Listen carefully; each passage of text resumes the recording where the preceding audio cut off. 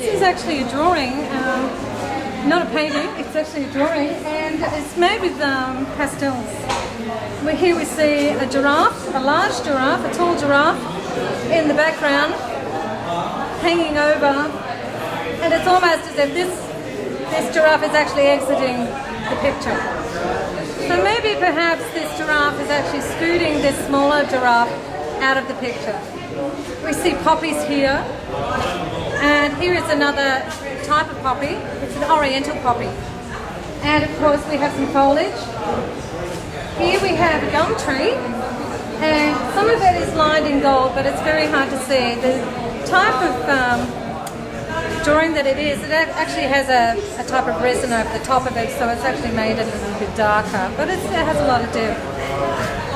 So we can see with the story of the giraffe and the other giraffe, the poppies, and all the situational things in the picture.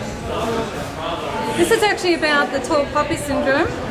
Our former Prime Minister said if there, not exactly, but in these similar words, if there is one thing we'd like to get rid of in Australia, it's the tall poppy syndrome.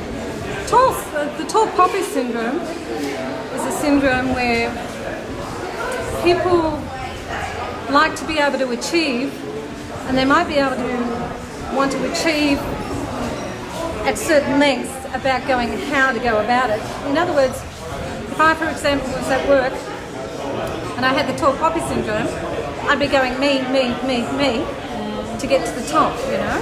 So the way I see it is that with the tall poppy syndrome, there are two different things that are good about it and not so good about it.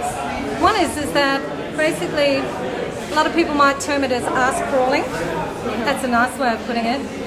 But the other one is that being in that position of mentality can also be a good thing, because in years when I was growing up, there was always someone who was a leader that we would aspire to. So we've got two different sides to the tall poppy syndrome, and that's an arguable debate on this one. So yeah, so this is what this is about. How do we Australians see this? A lot of Australians these days actually don't even bother about it.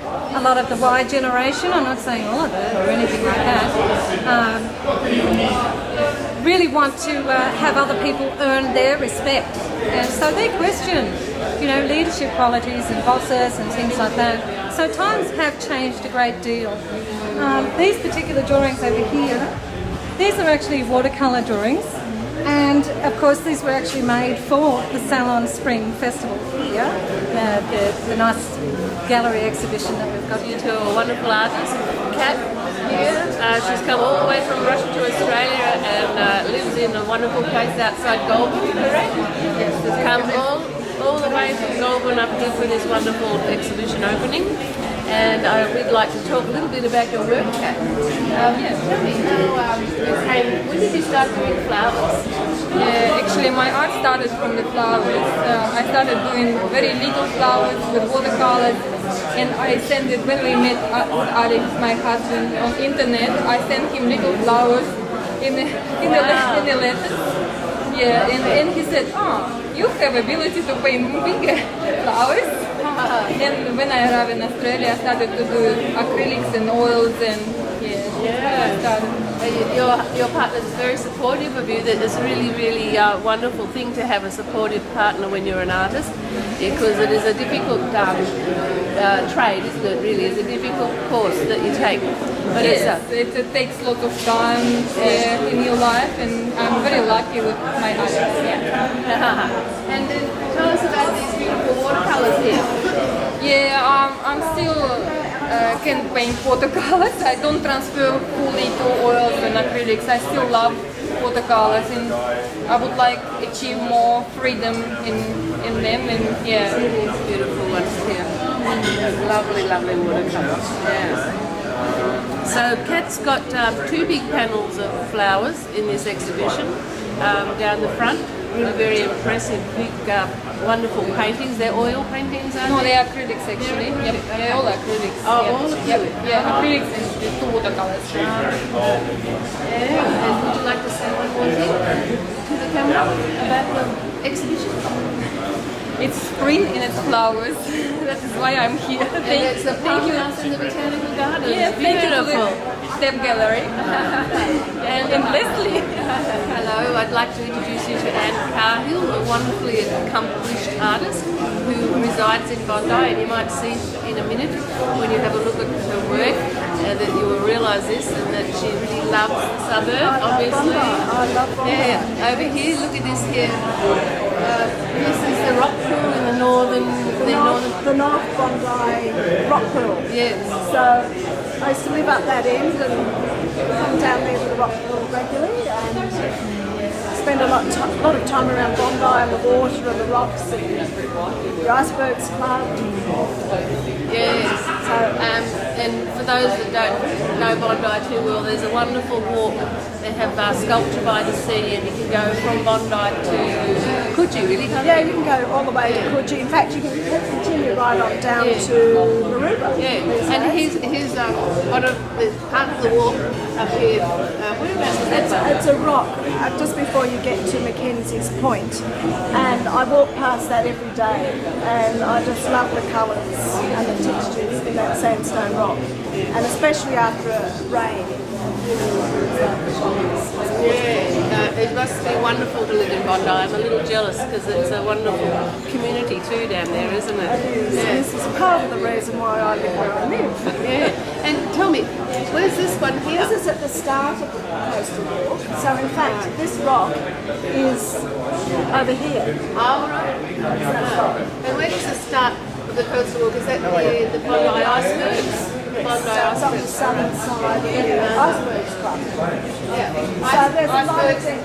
That's the Bondi Icebergs there. So the coastal walk actually, well, the start of this walk is actually just so it's a sort of thing.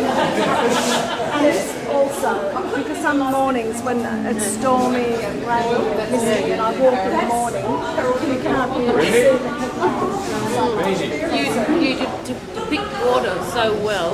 It's one of the hardest things I think to do as an artist. So challenging. very, very beautiful works. I'm working on water. Yeah. Is there anything else you'd like to? No, just that I'm happy to be able to exhibit.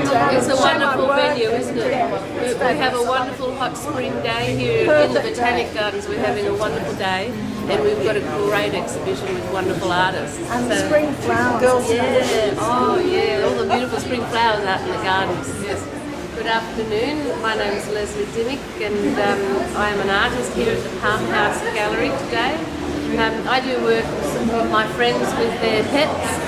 I'd like to show you Sandra with her 2 dogs down at the park. This is my friend Ellie with his dog Elle. My friend Lance with his poodle. Marciel, who's a well-known identity in Darlinghurst with his Siamese cat. He's often seen with his Siamese cat on his shoulder riding a bicycle. But anyway, I'm looking for interesting people who have pets to do a painting. And also I take commissions, of course, but I'm looking there. I've just found a girl who has a pet snake, and that's going to be my next project. And the man who carries the budgies around on his shoulder, I'd like to paint him too. And I've been painting for a long time, and I manage Cat Gallery as well, and organise different events around town. The next very exciting event that we have coming up will be at Art Sydney at the Hall of Industries. Next month we've got a big stall. We're very excited about that.